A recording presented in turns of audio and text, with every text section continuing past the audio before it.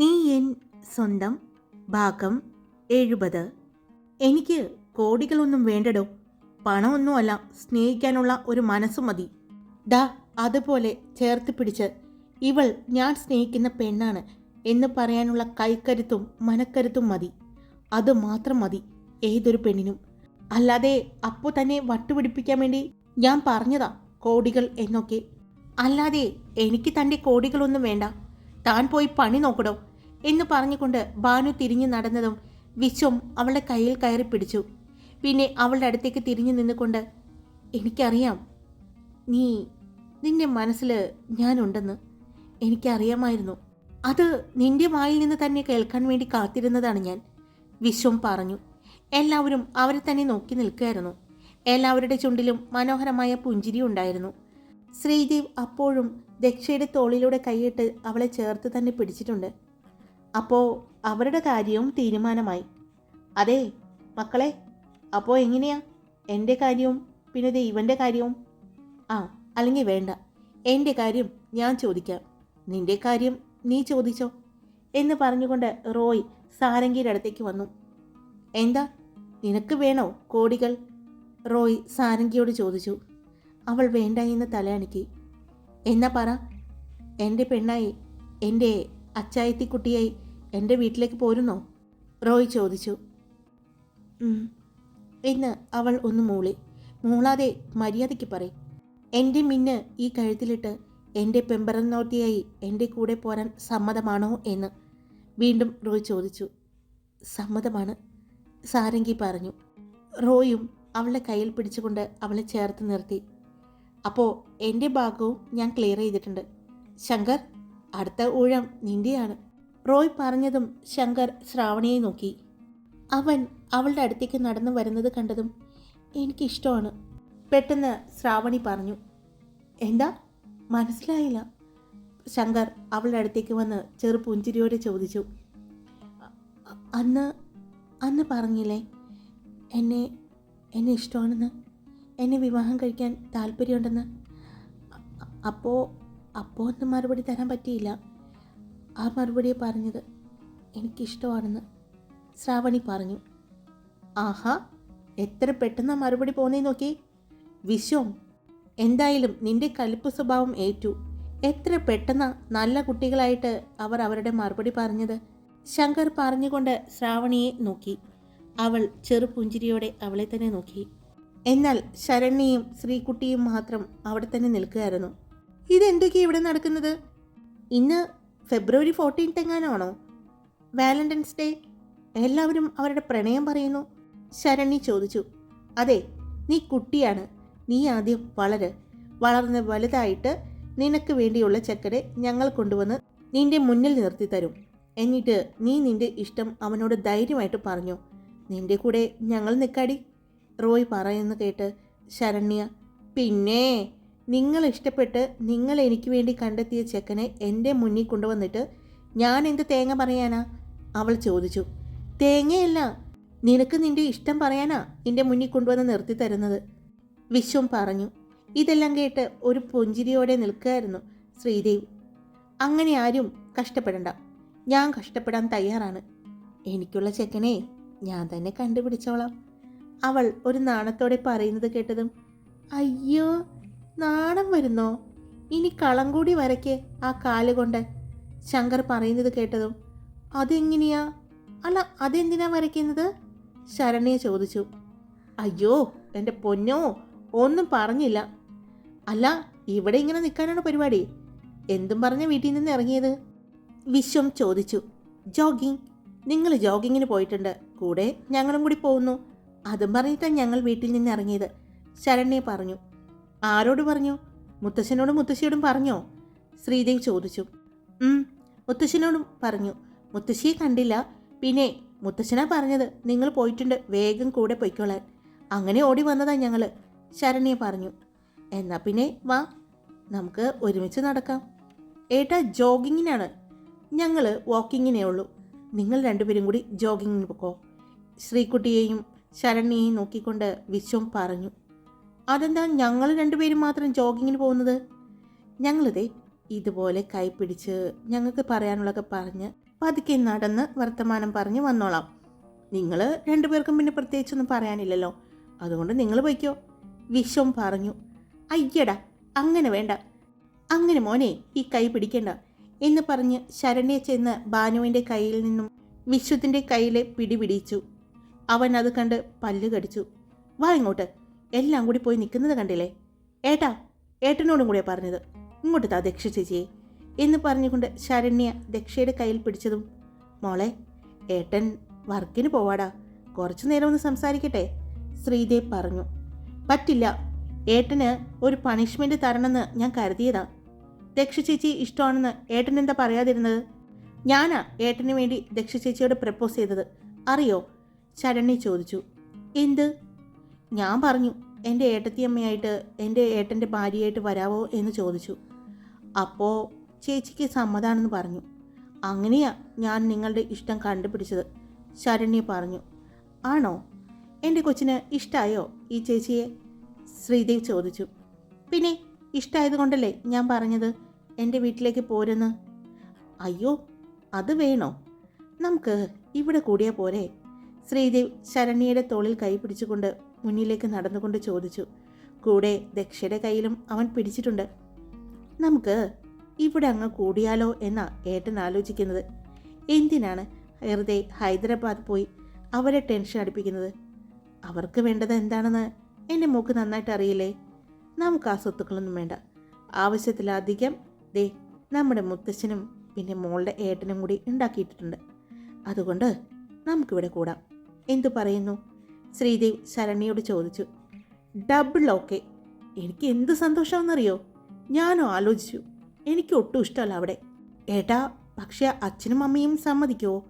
ശരണ്യ ചോദിച്ചു. എന്തിന്? അച്ഛനും അമ്മയും അവിടെ നിന്നോട്ടെ. ഏട്ടൻ്റെ മോള് കണ്ടെത്തിയ ഈ പെണ്ണിനെയും കെട്ടി ഇവിടെ ഞങ്ങൾ കൂടാന്ന് കരുതുന്നത്. ഞങ്ങളുടെ കൂടെ ഒരു കട്ടുറുമ്പായിട്ട് കൂടെ കൂടിക്കോ, ശ്രീദേവ് പറഞ്ഞു. ഏട്ടാ എന്ന് പറഞ്ഞ് അവൾ അവൻ്റെ കയ്യിൽ കിടന്ന് കുതറി. ഏട്ടൻ തമാശ പറഞ്ഞതല്ലേ. പിന്നീട് അങ്ങോട്ട് അവരെല്ലാവരും അവരവരുടെ പെണ്ണുങ്ങളുടെ കൈ പിടിച്ചുകൊണ്ടാണ് നടന്നത്. ശ്രീകുട്ടി ശരണ്യയുടെ കൈ പിടിച്ചിട്ടുണ്ട്. വാ ചേച്ചി, നമുക്ക് വെറുതെ പ്രാക്കേക്കണ്ട. ഈ പ്രണയപ്രാക്കേറ്റാലേ നമുക്ക് പിന്നെ പ്രണയിക്കാനൊന്നും തോന്നില്ല എന്നാ പറയുന്നത്. അതുകൊണ്ട് നമുക്ക് രണ്ടുപേർക്കും കൂടി കൈ പിടിച്ചുകൊണ്ട് നടക്കാം എന്ന് പറഞ്ഞ് ശ്രീകുട്ടിയുടെ കൈ പിടിച്ചുകൊണ്ട് ശരണ്യ മുന്നിൽ നടന്നു. അവരുടെ പുറകെയായി ബാക്കിയുള്ളവരും. എല്ലാവരും ഒത്തിരി സന്തോഷത്തിലായിരുന്നു. അതുകൊണ്ട് തന്നെ എല്ലാവരും ഒരുമിച്ച് സംസാരിച്ചുകൊണ്ട് കുറേ ദൂരം നടന്നു. അന്ന് ഒത്തിരി വൈകിയാണ് അവർ തിരിച്ചെത്തിയത്. അവർ തിരിച്ചെത്തുമ്പോഴേ കണ്ടു ഹാളിൽ ഇരുന്ന് മുത്തച്ഛനോട് സംസാരിച്ചു കൊണ്ടിരിക്കുന്ന ദാദയെയും ദാദിയെയും എല്ലാം. പിന്നെ അമ്മയെയും അച്ഛനെയും കണ്ടതും ശരണ്യ അമ്മയുടെ അടുത്തേക്ക് ചെന്നു. എന്താ മോളെ ഇത്രയും വൈകിയത്? ശ്രീദേവിൻ്റെ അമ്മ ചോദിച്ചു. അത് പിന്നെ നല്ല രസമേ ഇവിടെ രാവിലെ നടക്കാൻ. ഞങ്ങൾ കുറേ ദൂരം നടന്നു, അതിനുശേഷം തിരിച്ചു വന്നത്. അല്ല, അതിനൊരുപാട് സമയമായോ? അവൾ ചോദിച്ചുകൊണ്ട് ക്ലോക്കിലേക്ക് നോക്കി. സമയം 8:30 ആയുള്ളൂ, അതിനെന്താ കുഴപ്പം? അവൾ ചോദിച്ചതും ശ്രീദേവിൻ്റെ അമ്മ അച്ഛനെ നോക്കി. ആ നോട്ടം കണ്ട ശ്രീദേവിന് കാര്യം മനസ്സിലായി. അമ്മേ, ഞാൻ ചിലപ്പോൾ ഇന്ന് ഷൂട്ടിന് പോകും, എനിക്ക് 2 ദിവസം ഇവിടെ വർക്കുണ്ട്, ശ്രീദേവ് പറഞ്ഞുകൊണ്ട് മുകളിലേക്ക് പടികൾ കയറാൻ പോയതും, ശ്രീദേവ് ഞങ്ങൾക്ക് നിന്നോട് സംസാരിക്കാനുണ്ട്, ശ്രീദേവിൻ്റെ അച്ഛൻ പറഞ്ഞതും പടികളിലേക്ക് കയറിയ ശ്രീദേവ് അവിടെ നിന്നു. അവൻ അവിടെ നിന്ന് തന്നെ തിരിഞ്ഞു നോക്കി. അവൻ നോക്കിയത് ദക്ഷയും കൂട്ടരെയുമായിരുന്നു. ആ നോട്ടം കണ്ടതും ദക്ഷയും കൂട്ടരും പതിയെ നടന്ന് പടികൾ കയറി മുകളിലേക്ക് പോയി. അവരുടെ കൂടെ തന്നെ റോയും ശങ്കറും വിശ്വവും കൂടി പോയി. ശ്രീദേവ് വന്ന് അച്ഛൻ്റെ മുന്നിലുള്ള സോഫയിലായിട്ട് ഇരുന്നു. എന്താ അച്ഛൻ എന്നോട് പറയാനുള്ളത്? ശ്രീദേവ് ചോദിച്ചു. ശ്രീദേവിൻ്റെ അച്ഛൻ ദാദിയെ നോക്കി. നിനക്ക് ഇന്ന് ഷൂട്ടിങ്ങിന് പോകണമെന്ന് നിർബന്ധമാണോ? നീ ഇവിടെ ഉള്ളത് കൊണ്ടാണ് ഞങ്ങളെല്ലാവരും വന്നത്, നിന്നോട് സംസാരിക്കാനായിട്ട്, നിൻ്റെ അടുത്ത് കുറച്ച് ദിവസം സ്പെൻഡ് ചെയ്യാനായിട്ട്. അപ്പോൾ നീ പെട്ടെന്ന് പോയാൽ എങ്ങനെയാണ് ശരിയാവുന്നത്? ശ്രീദേവിൻ്റെ അച്ഛൻ ചോദിച്ചു. അച്ഛൻ എന്താണ് പറയാനുള്ളതെന്ന് വെച്ചാൽ പറഞ്ഞോളൂ, കേൾക്കാൻ ഞാൻ സമയം കണ്ടെത്തിയല്ലോ. അച്ഛൻ്റെ മുന്നിൽ ഞാനിങ്ങനെ ഇരുന്ന് തന്നല്ലോ, ഇനി എന്താ അച്ഛന് വേണ്ടത്? ശ്രീദേവ് ചോദിച്ചു. അപ്പോഴേക്കും പ്രധാന വാതിലിന് മുന്നിൽ തന്നെ അച്ഛൻ്റെ സഹോദരൻ പ്രാണ പ്രതാപും അശോക് സിംഹയും അയാളുടെ മകൾ കനിക സിംഹയും വന്നു നിന്നു. അവരുടെ വരവിൻ്റെ ഉദ്ദേശം വ്യക്തമായിട്ട് അറിയാവുന്നത് കൊണ്ട് തന്നെ അവരെ കണ്ടതും ശ്രീദേവിൻ്റെ ചുണ്ടിൽ ഒരു പുച്ഛച്ചിരി വിരിഞ്ഞു. അവരകത്തേക്ക് വന്നു. നിങ്ങൾ ചായ കുടിച്ചായിരുന്നോ? ശ്രീദേവിൻ്റെ അച്ഛൻ ചോദിച്ചു. കുടിച്ചു. ജോലിക്കാരി കൊണ്ടുവന്ന് തന്നു, അശോക് സിംഹ പറഞ്ഞു. എന്താ, എല്ലാവർക്കും കൂടിയാണ് എന്നോട് സംസാരിക്കാനുള്ളത്? ശ്രീദേവ് ചോദിച്ചു. അതെ, ഞങ്ങൾക്ക് എല്ലാവർക്കും കൂടിയാണ് നിന്നോട് സംസാരിക്കാനുള്ളത്. അത് പറഞ്ഞത് അശോക് സിംഹയായിരുന്നു. ശരി, ഇവിടെ മുത്തശ്ശൻ ഇരിക്കുന്നത് കൊണ്ട് കുഴപ്പമൊന്നുമില്ലല്ലോ? ശ്രീദേവ് അവൻ്റെ മുത്തശ്ശനെ നോക്കിക്കൊണ്ട് പിന്നെ ദാദയെയും ദാദിയെയും നോക്കിക്കൊണ്ട് ചോദിച്ചു. ഇല്ല, അദ്ദേഹം കൂടി അറിയേണ്ട കാര്യമാണ്, ശ്രീദേവിൻ്റെ അച്ഛൻ പറഞ്ഞു. അവൻ കൈകെട്ടിയിരുന്നു. ചോദിച്ചോളൂ. അത് പിന്നെ ഇപ്പോൾ വന്നിരിക്കുന്ന ആ ടെൻഡർ, അത് SRD ഗ്രൂപ്പ് അതിൽ നിന്ന് പിന്മാറിയെന്ന് പറഞ്ഞു. പക്ഷേ SS ഗ്രൂപ്പ് ഇപ്പോഴും ആ ടെൻഡറിലുണ്ട്. SS ഗ്രൂപ്പ് അത് ശ്രീശക്തി എന്ന നിൻ്റെ മുത്തച്ഛൻ്റെയാണെന്ന് എല്ലാവർക്കും അറിയാലോ. അദ്ദേഹം അത് ആർക്കാണ് കൈമാറിയത് എന്ന് ഇതുവരെയും പറഞ്ഞിട്ടില്ല. അദ്ദേഹം അത് കൊടുത്തു എന്ന് എല്ലാവരും പറഞ്ഞു കേട്ടെങ്കിലും അത് ആർക്കാണെന്ന് ഇതുവരെയും പറഞ്ഞിട്ടില്ല. അതിനിടയ്ക്ക് SS ഗ്രൂപ്പ് അദ്ദേഹം നിനക്കാണ് കൈമാറിയത് എന്നും കേൾക്കുന്നുണ്ട്. ഇതിൻ്റെ സത്യങ്ങളൊന്നും എനിക്കറിയില്ല. അതെല്ലാം അറിയണം തോന്നി. ആളുകൾ ചോദിക്കുമ്പോൾ ഒന്നും പറയാൻ പറ്റാതെ നിൽക്കുന്നത് അത് വല്ലാത്തൊരവസ്ഥയാണ്, ശ്രീദേവിൻ്റെ അച്ഛൻ പറഞ്ഞു. അതിന് അച്ഛൻ ബിസിനസ് കാര്യങ്ങളൊന്നും ഇടപെടാറില്ലല്ലോ. അച്ഛൻ കോളേജ് മാത്രമല്ല നോക്കി നടത്തുന്നത്. അപ്പോൾ അച്ഛനോട് ആരാണ് ഈ ചോദിക്കുന്നത്? ശ്രീദേവ് ചോദിച്ചു. അത് നമ്മുടെ ഫാമിലിയിലേക്ക് വന്നപ്പോൾ ഫ്രണ്ട്സൊക്കെ ചോദിക്കുന്നുണ്ട്, അതുകൊണ്ടാണ്. പിന്നെ ഇപ്പോൾ വന്നിരിക്കുന്ന ആ ടെൻഡർ, അത് ചന്ദ്രമൗലി ഗ്രൂപ്പിന് എത്ര വലിയ ഇമ്പോർട്ടൻ്റ് ആണെന്ന് നിനക്കറിയാലോ. ഞാനത് നിന്നോട് സംസാരിച്ചിട്ടുള്ളതാണല്ലോ. ശ്രീദേവിൻ്റെ അച്ഛൻ മുത്തച്ഛനെ ഒന്ന് നോക്കി പിന്നെ ശ്രീദേവിനെ നോക്കി പറഞ്ഞു. മുത്തച്ഛൻ്റെ ചുണ്ടിൽ ഒരു പുഞ്ചിരിയോടെയാണ് അദ്ദേഹം ഇരിക്കുന്നത് എന്ന് ശ്രീദേവും ശ്രീദേവിൻ്റെ അച്ഛനും ശ്രദ്ധിച്ചു. ശ്രീദേവിൻ്റെ ചുണ്ടിലും അപ്പോഴും ആ പുഞ്ചിരി ഉണ്ടായിരുന്നു. അച്ഛന് ഞാൻ അന്ന് തന്നെ മറുപടി പറഞ്ഞല്ലോ.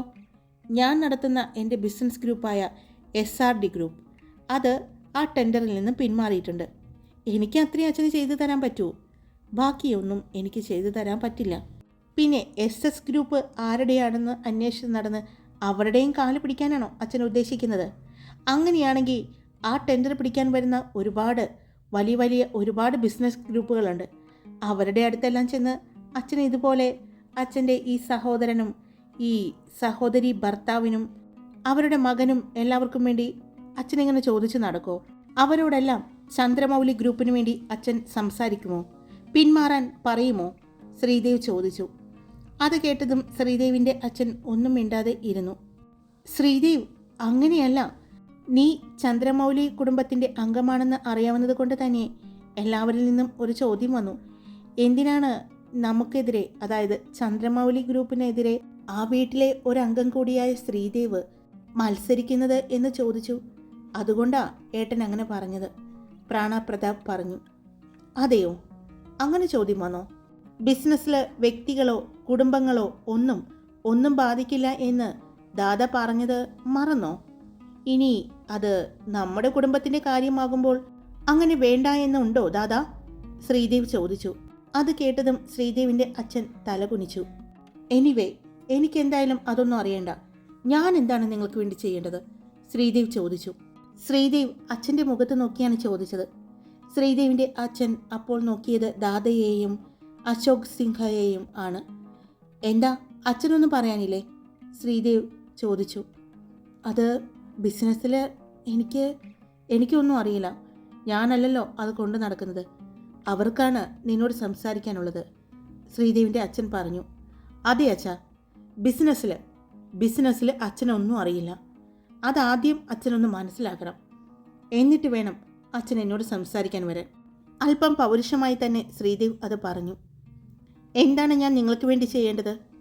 ശ്രീദേവ് അവിടെ നിന്നും എഴുന്നേറ്റുകൊണ്ട് അശോക് സിംഹയുടെയും നാഗേന്ദ്ര സിംഹയുടെയും കനിക സിംഹയുടെയും അടുത്ത് വന്നു നിന്നുകൊണ്ട് ചോദിച്ചു. കനിക സിംഹ എല്ലാവരെയും നോക്കിക്കൊണ്ട് അവിടെ നിന്നും എഴുന്നേറ്റു.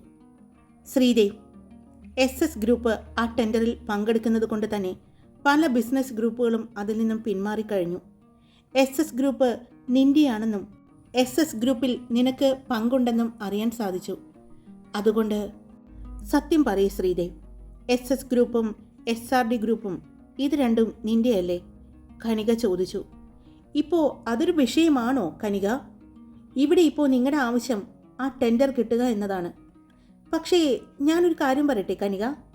അവൻ കനികയെയും അവിടെ ഇരിക്കുന്ന അശോക് സിൻഹയെയും നാഗേന്ദ്ര സിൻഹയെയും പ്രാണപ്രതാപിനെയും എല്ലാം നോക്കി. ഈ എല്ലാവരെയും അന്വേഷിച്ച് നടന്ന് നിങ്ങൾ ഈ ടെൻഡറിൽ നിന്നും പിന്മാറണം എന്ന് പറയുന്ന ആ സമയം പോരെ നിങ്ങൾക്ക് നിങ്ങളുടെ കഴിവ് തെളിയിക്കാൻ? എന്തു പറ്റി? ചന്ദ്രമൗലി ഗ്രൂപ്പിൽ കഴിവുള്ള ഒരാൾ പോലും ഇല്ലേ? ശ്രീദേവ് അല്പം പുച്ഛത്തോടെ ചോദിച്ചു. ശ്രീദേവ് എന്ന് വിളിച്ചുകൊണ്ട് അശോക് സിൻഹ എഴുന്നേറ്റു. എന്തുപറ്റി? ഞാൻ പറഞ്ഞതിൽ ഇത്ര ദേഷ്യപ്പെടാൻ എന്തിരിക്കുന്നു? SRD ഗ്രൂപ്പ് പിന്മാറണമെന്ന് പറഞ്ഞ് എൻ്റെ അച്ഛനെ കൊണ്ട് എന്നെ വിളിപ്പിക്കുക. SS ഗ്രൂപ്പ് പിന്മാറണമെന്ന് പറഞ്ഞ് SS ഗ്രൂപ്പ് എൻ്റെയാണ് എന്ന് മനസ്സിൽ വെച്ചുകൊണ്ട് വന്ന് അതിനും എന്നോട് സംസാരിക്കുന്നു.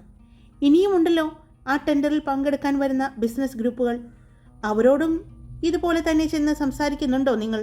അതിലും എത്രയോ നല്ലതാണ് ചന്ദ്രമൗലി ഗ്രൂപ്പ് സ്വന്തം കഴിവ് കൊണ്ട് ആ ടെൻഡർ നേടിയെടുക്കുക എന്ന് പറഞ്ഞത്. നിങ്ങൾ കുറച്ചു മുമ്പ് പറഞ്ഞില്ലേ ചന്ദ്രമൗലി ഗ്രൂപ്പിൽ അംഗമായ ശ്രീദേവിനെയും ശ്രീദേവിൻ്റെ അച്ഛനെയും പറ്റി? ഈ ചന്ദ്രമൗലി ഗ്രൂപ്പിൽ ഞാനും നിങ്ങളീ പറഞ്ഞ അച്ഛനും ഉണ്ടോ? ചന്ദ്രമൗലി ഗ്രൂപ്പ് എന്ന ആ ബിസിനസ് സാമ്രാജ്യത്തിൽ ഒരു 10% എങ്കിലും ദാ ആ ഇരിക്കുന്ന എൻ്റെ അച്ഛനോ ഞാനോ അംഗമാണോ? നിങ്ങൾക്ക് പറയാൻ പറ്റുമോ? ശ്രീദേവ് ചോദിച്ചു. അത് കേട്ടതും അശോക് സിൻഹയും നാഗേന്ദ്ര സിൻഹയും പ്രാണപ്രതാപും എല്ലാം ദാദയെ നോക്കി. അദ്ദേഹവും ഒന്നും മിണ്ടാതെ നിൽക്കുകയാണ്. ശരി, എനിക്കോ എൻ്റെ അച്ഛനോ അതൊന്നും വേണ്ട. പക്ഷേ നിങ്ങൾ ഇത്തിരി മുമ്പ് പറഞ്ഞില്ലേ ചന്ദ്രമൗലി ഫാമിലിയിലെ അംഗമായ ശ്രീദേവെന്ന്? അതെ, ചന്ദ്രമൗലി ഗ്രൂപ്പിലില്ലെങ്കിലും ചന്ദ്രമൗലി ഫാമിലിയിലെ ഒരംഗം തന്നെയാണ് ഞാൻ. അപ്പോൾ നിങ്ങളിങ്ങനെ എല്ലാവരെയും അന്വേഷിച്ച് ടെൻഡറിൽ നിന്നും പിന്മാറണം എന്ന് പറയുമ്പോൾ അതിൻ്റെ നാണക്കേട് എന്നെയും കൂടി ബാധിക്കുന്നതാണ്, ശ്രീദേവ് പറഞ്ഞു. കനിക, നാഗേന്ദ്ര, നിങ്ങൾക്ക് രണ്ടുപേർക്കും കൂടി വിചാരിച്ചാൽ കിട്ടാവുന്നതേയുള്ളൂ ആ ടെൻഡർ. ഒന്ന് ശ്രമിച്ചു നോക്ക്, ഇങ്ങനെ എല്ലാവരുടെയും കാല് പിടിച്ച് നടക്കാതെ. നമ്മളൊക്കെ ചെറുപ്പക്കാരല്ലേ, എങ്ങനെയാണ് നമുക്ക് ഇങ്ങനെ അധപ്പതിക്കാൻ പറ്റുന്നത്? ശ്രീദേവ് അല്പം പുച്ഛത്തോടെ കനികയെയും നാഗേന്ദ്രനെയും നോക്കിക്കൊണ്ട് ചോദിച്ചു. ആ പിന്നെ SS ഗ്രൂപ്പ് അതാരുടെ ആയിക്കോട്ടെ, അത് എൻ്റെ മുത്തച്ഛൻ്റെ ആയിരുന്നു. അതിൻ്റെ തലപ്പത്ത് ആരായിരിക്കുന്നതെന്നോ ഇനി അത് അദ്ദേഹത്തിൻ്റെ കയ്യിൽ തന്നെയാണോ എന്നോ ഇനി അത് എൻ്റെ കയ്യിലാണോ എന്നൊന്നും നിങ്ങൾ അന്വേഷിക്കേണ്ട കാര്യമില്ല. അത് വെളിപ്പെടുത്തേണ്ടത് അദ്ദേഹമാണ്. അദ്ദേഹത്തിന് എപ്പോൾ തോന്നുന്നുവോ ആ സമയത്ത് അദ്ദേഹം തന്നെ അത് പറയും. അല്ലാതെ ഇതുപോലെ വന്ന് ഒരു ഷോ നടത്തേണ്ട ആവശ്യമില്ല, ശ്രീദേവ് പറഞ്ഞു. ഹായ്, എല്ലാവരും സുഖമായിട്ടിരിക്കുന്നോ? ഞാൻ സുഖമായിട്ടിരിക്കുന്നു. അപ്പോൾ സ്റ്റോറി ഇട്ടിട്ടുണ്ട്, ഇഷ്ടപ്പെട്ടാൽ ലൈക്ക് ചെയ്യുക, നിങ്ങളുടെ അഭിപ്രായങ്ങൾ പറയുക. സബ്സ്ക്രൈബ് ചെയ്യാതെ കേൾക്കുന്നവരുണ്ടെങ്കിൽ സബ്സ്ക്രൈബ് ചെയ്ത് സപ്പോർട്ട് ചെയ്യുക. Love you all. It's me Karthika.